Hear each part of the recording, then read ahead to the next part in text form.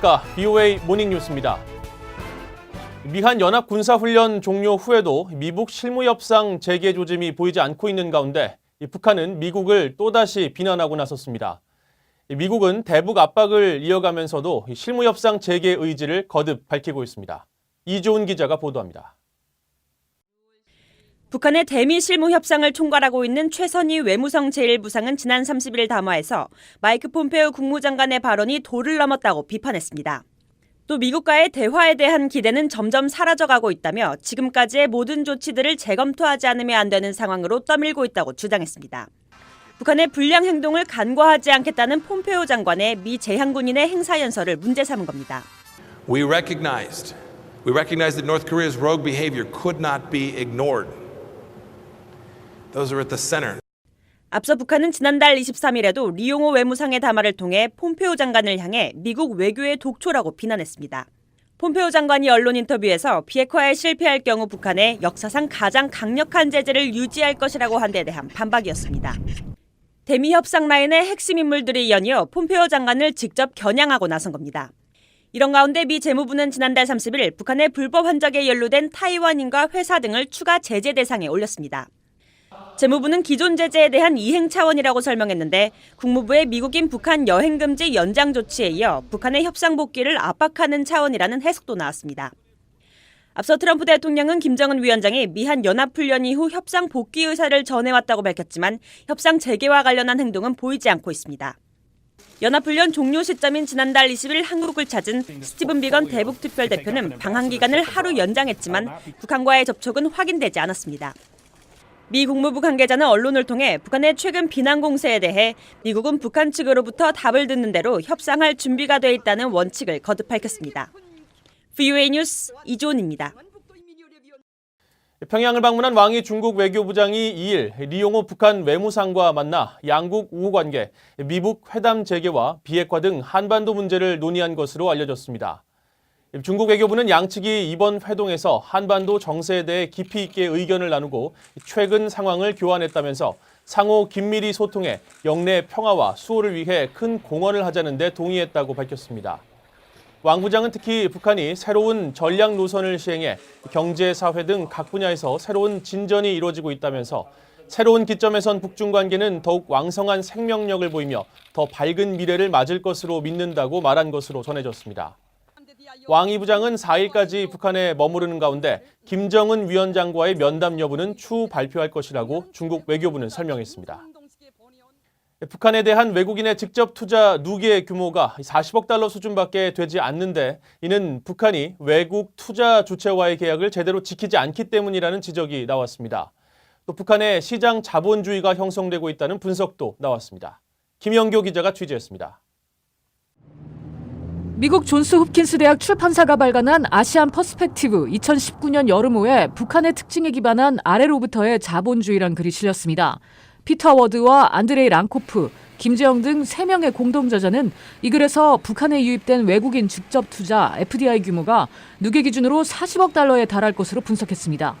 2015년까지 중국이 북한에 투자한 10억 달러와 2016년까지 개성공단에 투자된 10억 달러, 금강산 관광에 투자된 15억 달러 등 총 35억 달러에 북한의 라진과 러시아의 하산을 잇는 철도 산업에 러시아가 투자한 금액과 중국의 다른 나라 투자자들이 투자한 소규모 사업의 금액을 합할 경우 40억 달러에 달한다는 겁니다.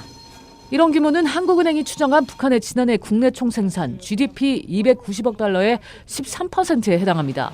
저자들은 주로 정책적 투자를 하는 한국과 중국을 제외하곤 북한에 투자하는 나라가 놀라울 정도로 없다고 지적했습니다. 2011년 김정은 위원장이 정권을 승계한 뒤 외국인 투자를 늘리기 위한 정책을 선보이기도 했지만 상황은 달라지지 않았다는 겁니다. 실제로 북한 정권은 지난 2012년부터 2014년까지 경제특구 25개를 지정했지만 외국인 투자는 거의 이루어지지 않고 있습니다. 핵과 미사일 시험에 따른 국제사회의 대북 경제 제재와 외국인 투자에 대한 북한 당국의 비현실적인 기대가 큰 이유였습니다. 북한 당국은 투자를 조금만 하고도 해당 사업 전체를 통제하려 든다는 겁니다. 저자들은 또 지난 25년간 북한이 고강도 스탈린주의 국가에선 보기 드문 복합 형태의 경제를 보이는 나라로 변해가고 있다고 분석했습니다. 공식적인 사유화는 아직 일어나지 않았고 형식상 모든 생산물의 소유권은 국가에 기속되지만 북한은 더 이상 기존의 계획경제 국가가 아니라는 겁니다. 자본주의 국가처럼 생산물과 노동력, 자본 등이 유통되는 시장의 역할이 자원 분배와 소비 그리고 계층 형성에 큰 역할을 하고 있다는 겁니다. BOA 뉴스 김현경입니다. 싱가포르 정부가 자국민들에게 가급적 불필요한 북한 여행을 삼갈 것을 권고했습니다. 싱가포르 외교부는 3일 북한의 내부 상황이 여전히 예측 불가능하고 북한을 여행하는 싱가포르인들이 유엔 안보리 대북 제재와 싱가포르 관련 법규를 위반할 가능성이 높다며 북한 여행 주의보를 발령했습니다. 이번 북한 여행 주의보 발령은 싱가포르에 본부를 둔 일부 관광 사업자들이 여전히 북한 여행 상품을 판매하고 있는 데 따른 것으로 싱가포르 외교부는 앞으로 싱가포르인이 북한을 여행하다 문제가 발생할 경우 영사적인 도움을 받을 수 없을 것이라고 경고했습니다. 싱가포르인들의 북한 관광은 지난해 6월 싱가포르 미북 정상회담 이후 급증하면서 최근까지도 관련 수요가 있는 것으로 알려졌습니다. 미국의 우주전투를 지휘할 사령부가 지난주 공식 출범했습니다. 전문가들은 우주사령부가 17년 만에 부활하면서 북한의 위성 전파 공작에 대한 대처, 특히 레이저를 사용한 탄도미사일 방어 전략에 큰 변화가 예상된다고 전망했습니다. 김동현 기자가 취재했습니다. 우주사령부 출범식에 참석한 도널드 트럼프 대통령은 적들이 인공위성을 공격하는 첨단 무기를 지속적으로 개발하고 있다면서 미국의 강력한 우주 패권을 강조했습니다. SpaceCom will ensure that America's dominance in space is never questioned and never threatened. 전문가들은 미 우주사령부가 향후 미사일 방어 전략의 핵심 축을 담당할 것으로 예상했습니다. 특히 러시아, 중국과의 우주전 외에도 대북 억지력 전략에도 획기적인 변화를 가져올 것으로 전망했습니다. 프랭크 로즈 전 국무부 군축 검증 이행 담당 차관보는 VOA에 북한은 미국과 한국 등 동맹군의 작전 통신 체계가 어떻게 작동하는지 이해하고 있고 이를 무력화하기 위해 오랫동안 위성 방해 전파 역량 개발에 집중해왔다면서 우주사령부는 이런 위협에 대처할 것이라고 분석했습니다. Space Command will do is it will allow us to better develop techniques, doctrine, tactics, and procedures. So to make us more effective in dealing with the threat from potential anti-satellite weapons.